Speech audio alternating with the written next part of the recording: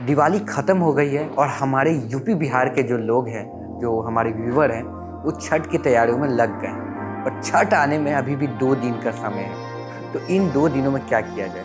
आइए हम अपने पुराने जो झालर सब पड़े हुए हैं, उनको ठीक करते हैं। अब लोग सोचेंगे कि ये तो चाइनीज़ झालर है, ख़राब हो जाएगा, मतलब लिको फिको वाला है। जैसे मैंने खुद के वीडियो में बोला है कि ये चाइनीज़ झालर है, 1-2 साल चलता है ठीक से, फिर उसके बाद ख़त्म हो जाता है।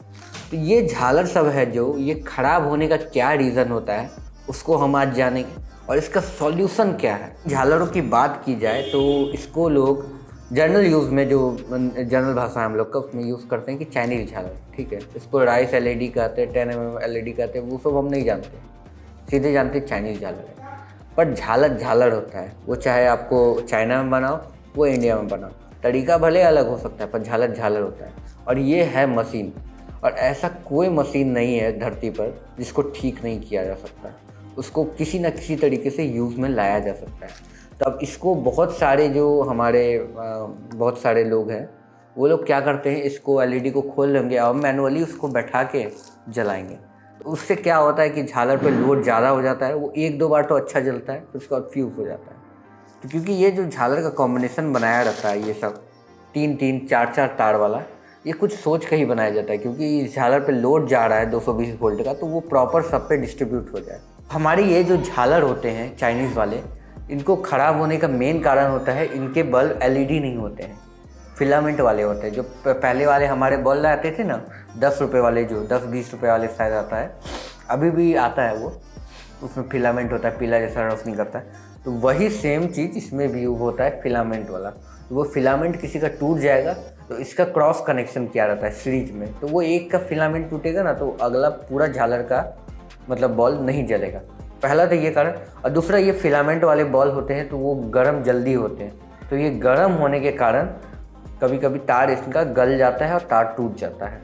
तो ये 2 कारण होते हैं। तो उसको ठीक कैसे करें? हर साल दिवाली में हम कुछ झालर सब खरीदते हैं। इस साल भी मैंने कुछ झालर लिया।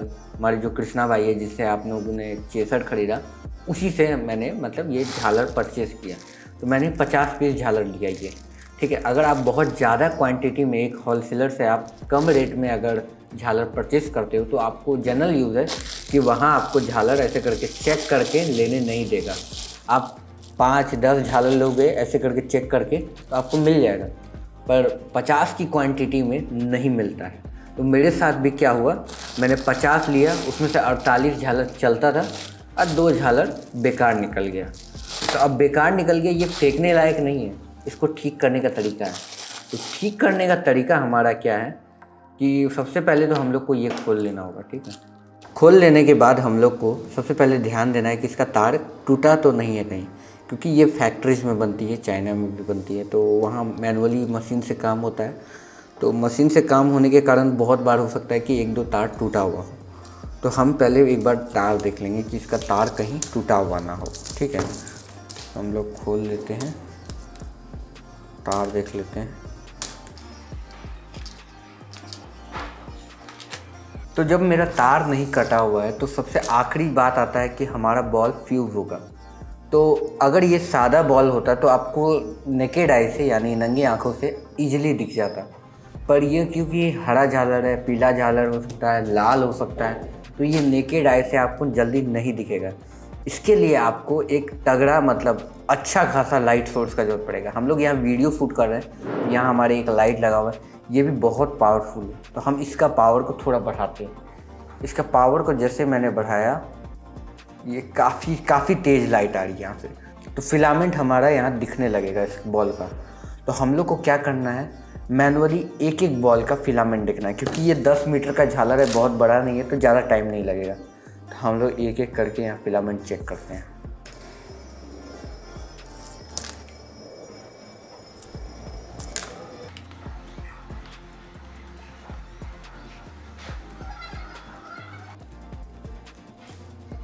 और ये हमारा बॉल पकड़ा गया।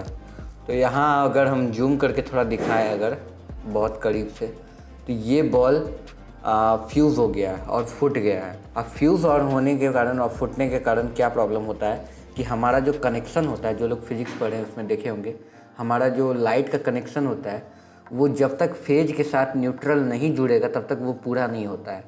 तो यही हुआ, इधर से फेज जा रहा है बॉल में, इधर से न्यूट्रल आ रहा है, दोनों मिल नहीं रहा है, तो इसी कारण पूरा झालर जल नहीं रहा है।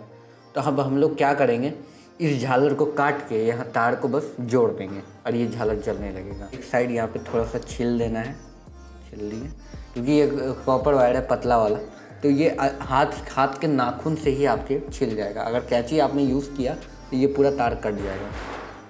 इसको भी हम थोड़ा सा छील देते हैं, ये छिल गया। छिल जाने के बाद दोनों तार को बस ऐसे करके घुमा देना है, बस काम ख़त्म। और ये यहाँ पे स्विच लगाता हूँ और जैसा कि देख सकते हैं ये झालर जलने लगा।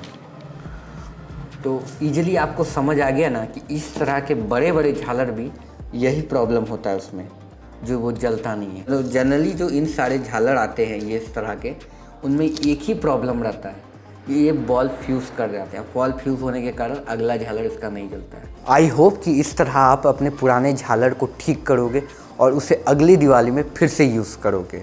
तब तक के लिए खाइए पिए मस्त रहिए। मिलते हैं एक नए वीडियो में एक नए झालर के साथ। जय हिंद।